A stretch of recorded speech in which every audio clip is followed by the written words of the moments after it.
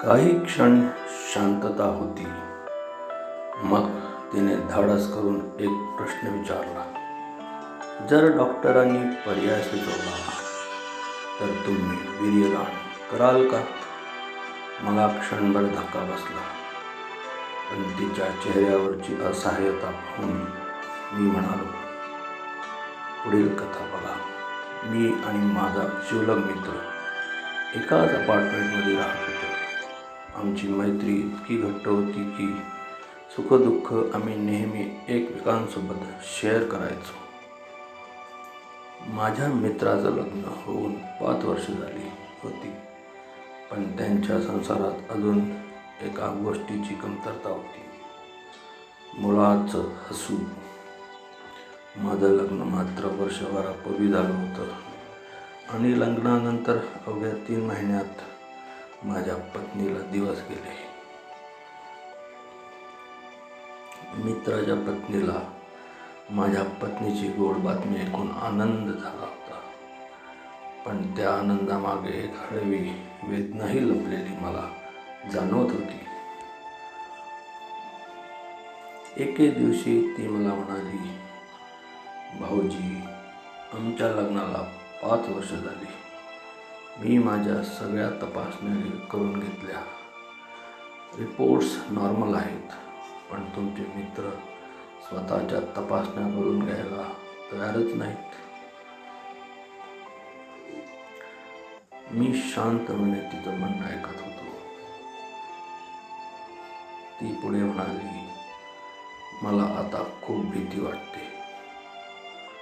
माझ्या नशिबात आई होणार नाही का?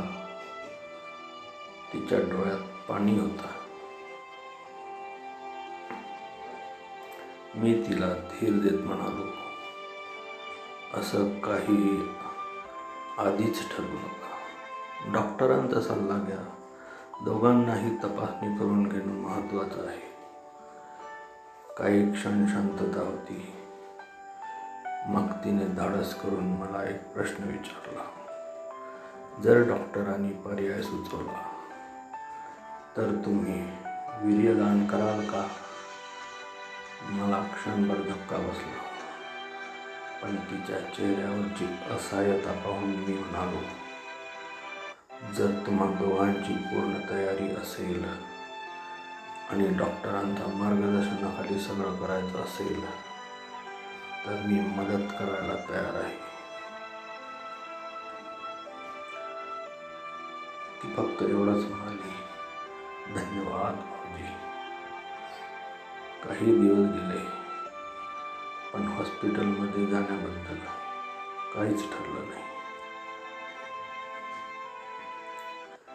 एक दिवस माझ्या मित्राला 3-4 दिवसांसाठी बाहेरगावी जावे लागणार होतं. तो निघण्यापूर्वी मी त्याच्यासोबत जेवलो, गप्पा मारल्या आणि त्याला स्टेशनवर सोडून घरी परतलो. संध्याकाळ झाली होती. अचानक माझ्या घरच्या फोनची रिंग वाजली आणि मी फोन उचलण्याआधीच कट झाली.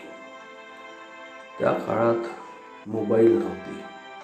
माझ्या मनात विचार आला, कदाचित वहिनींनी फोन केला असेल. मी त्यांच्या घरी गेलो. वहिनी, तुम्ही फोन केला होता का? ती काही क्षण शांत राहिली. हो.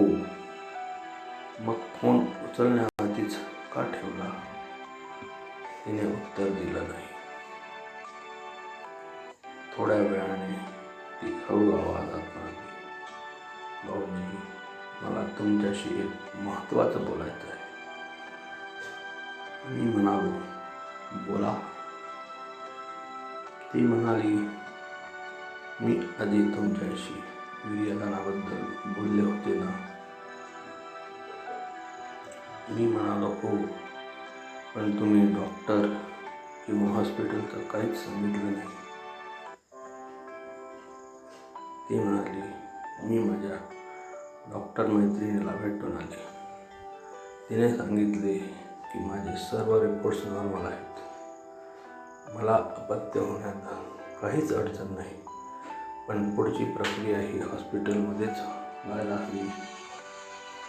ती पुढे म्हणाली, डॉक्टरांनी सांगितलं की ही प्रक्रिया पूर्णपणे कायदेशीर आणि गुप्त पद्धतीने हॉस्पिटलमध्ये होती. त्यामुळे कोणी विश्वासू व्यक्ती असेल तर अडचण नाही. मी म्हणालो, ठीक आहे, पण हे सगळं डॉक्टरांच्या सल्ल्यानेच आणि गुपित ठेवून करायला हवं. मग आम्ही 3 दिवस एकत्रच हॉस्पिटलमध्ये घालवले, एकाच रूममध्ये. मी 3 दिवस खूप मेहनत घेतली.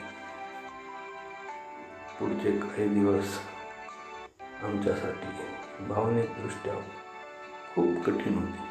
प्रत्येक निर्णय घेताना मनात अनेक प्रश्न उभे राहत होते.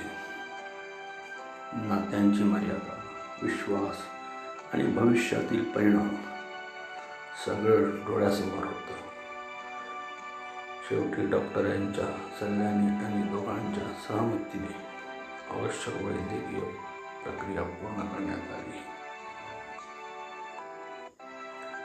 मी तिथून बाहेर पडलो तेव्हा मनात एकच विचार होता, या निर्णयामुळे एका घरात खरंच आनंद येईल का?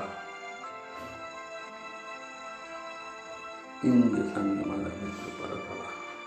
त्याला या सगळ्याची काहीच कल्पना नव्हती. दिवस पुढे जात होते.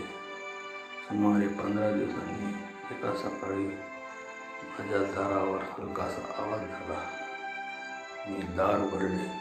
समोर माझ्या मित्राची पत्नी उभी होती. तिच्या चेहऱ्यावर वेगळंच तेज होतं. ती काही क्षण काहीच बोलली नाही. मग मी तिच्या डोळ्यात पाणी आलं. ती हसत म्हणाली, भाऊजी, एक गोड बातमी आहे. माझं हृदय जोरात धडधडू लागलं. काय? ती हळू आवाजात म्हणाली, मी आई होणार आहे. क्षणभर माझ्याकडे शब्दच नव्हते.